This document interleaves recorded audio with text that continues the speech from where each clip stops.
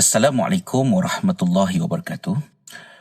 For the past 1 week, I was monitoring the sun pathway and also the elevation level because I was trying to determine when can we start to combine Maghrib and Isha prayer in summer.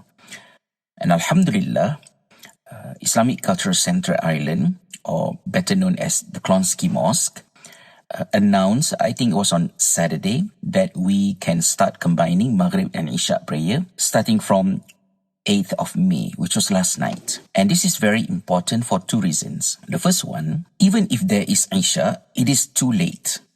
And we should not only think about ourselves as male adults, but we must also need to consider our children during the school day and many other peoples who have their own specific, unique individual needs. The second one, in summer, anywhere on earth that is further than 45 degree north, according to Professor Muhammad Hamidullah, rahimahullah, or 48.5 degree north, according to Dr. Jasir Auda, these areas are considered as extreme. And how you will define extreme? It is extreme because this area, in summer, the sun sets not lower than 18 degree from the horizon. And because of that, for several months in summer, we can still trace the sunlight at the sky.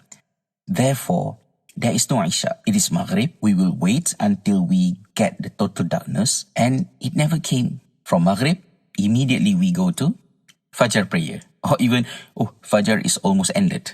And because of that, in this kind of situation, there are several solutions, but in my humble experience, the most practical one is to combine Maghrib and Isha prayer. And it reminds me about probably 20 years ago when I was working as the imam in one of the mosques in Ireland. Some of the congregation, some of the jama'ah disagreed with this solution.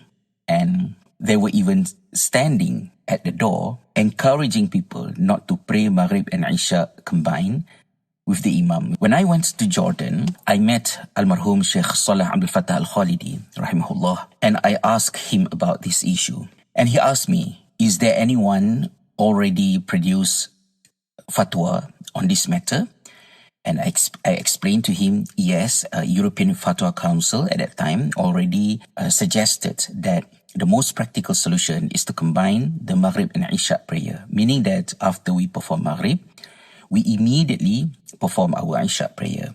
And this is applied not only to the Jama'ah in the mosque, but also to anyone in the mosque, at home, individually or in groups. They should do this practice for couple of months in summer. So I remember Sheikh Salah Abdul Fattah Al-Khalidi said to me, you should not ask my opinion, and I am not in the position to express any opinion because there are already scholars who live there, who understand the situation, and you should listen to them. So you go back to Ireland and tell your jama'ah, the congregations, to respect and to follow the opinions of the scholars who are there and understand the situation.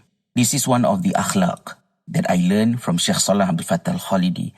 I know that from his knowledge, from his understanding about fiqh, he can elaborate and explain about this issue for hours, but he refused to do so because in fiqh, in prayer, it's not only about getting the most accurate point of view or rule regarding certain matters in fiqh, but also to consider the moral aspect of it, the akhlaq. This is why I think it's very important for us to continue to update and to upgrade our knowledge and our understanding about fiqh, especially when we live in the places where the situation is very different from where the revelation was first arrived for humanity in Mecca and also in Medina. So fiqh is very dynamic. Of course, our main priority is to enable everyone to pray 5 times a day. And in situations where it is difficult or even impossible to distribute the 5 times daily prayer according to the default way of defining each prayer time, we need to look into the maqasid to understand better all the nas and to apply this thing, and always to have in our mind that it is not only about us performing our prayer, but we also need to nurture and to encourage our children who live here who learn about religion differently from us to also become among those who establish the prayers as part of our dua. So may Allah SWT help us and guide us to preserve and to take a good care of our salat. InsyaAllah, if we take a good care of Allah, Allah will take a good care of our life. InsyaAllah. And thank you so much for watching and listening. Jazakumullah khairal jaza. Have a nice and beautiful summer and a little bit belated Eid Mubarak. Have a blessed Shawwal. Assalamualaikum warahmatullahi wabarakatuh.